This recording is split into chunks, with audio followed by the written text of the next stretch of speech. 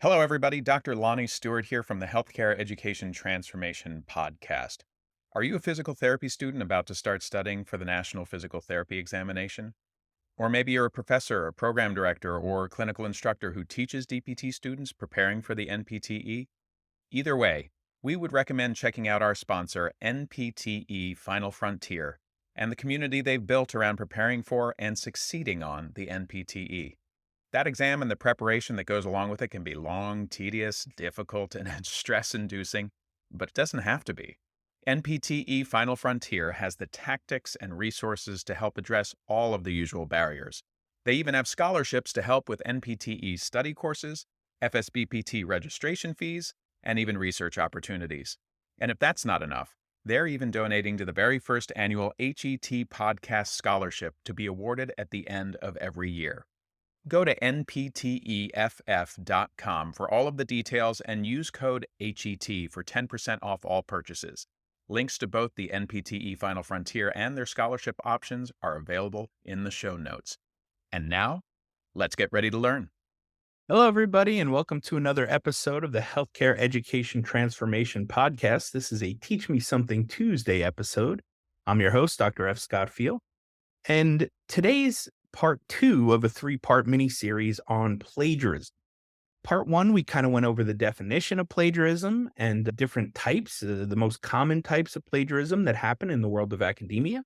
This next section here, the second in the mini-series of 3, is all about the consequences of plagiarism and why it's a big deal.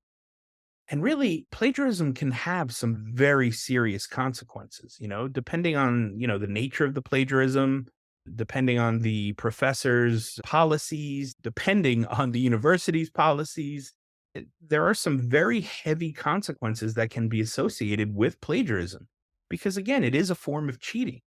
One of the biggest ones could be academic probation. You may be put on some sort of probationary period where your work is analyzed at a much more critical level, and you have to perform at a certain level to continue with your schooling.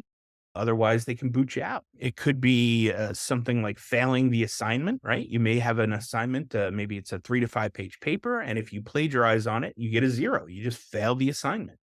Another one could be failing the whole course, right? As we get more and more aggressive, if the professor has a very strict policy on plagiarism and it's clearly outlined in the syllabus, you could be in for a failure of the whole course. It could be an F, based on that professor's policy or the university's policy and procedure. I've seen people that have ended up with suspensions, where, they've been kicked out of the university for, a semester or 2 and had to come back and reapply and show that they've done things to remediate their actions and behaviors in order to be let back in and continue with their schooling. And then last but not least, and probably the heaviest one, I've seen dismissals from a program, right, or an institution based on the fact that they knowingly plagiarized something. They knew the consequences and they still went through with it and they got caught and they got kicked out. So, it can be real bad. It can be, something from like a probationary period to a hit on your grade to all the way up to getting dismissed from a program. From a university aside standpoint, again, it kind of goes back to reputation. Your reputation used to be what was said behind your back, right? What people thought about you and what they shared with others when you weren't there. Nowadays, your online presence, your digital footprint, your work ethic, all the things you do and who you are, what makes you you.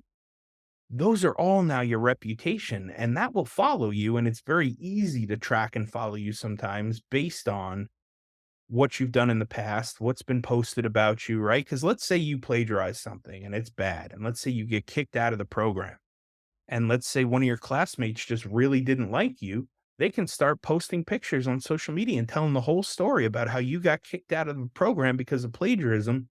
And now, guess what? Anytime a university or a job looks you up, they're going to find those pictures and posts about you plagiarizing and getting kicked out of a program. So now your reputation is tarnished. And from a professional side of things, let's say you're a professor and you're trying to publish papers or present at conferences. If you willingly and knowingly plagiarize and that gets caught and found out, good luck getting accepted to a journal or a publication in the future because, again, your professional reputation is now tarnished.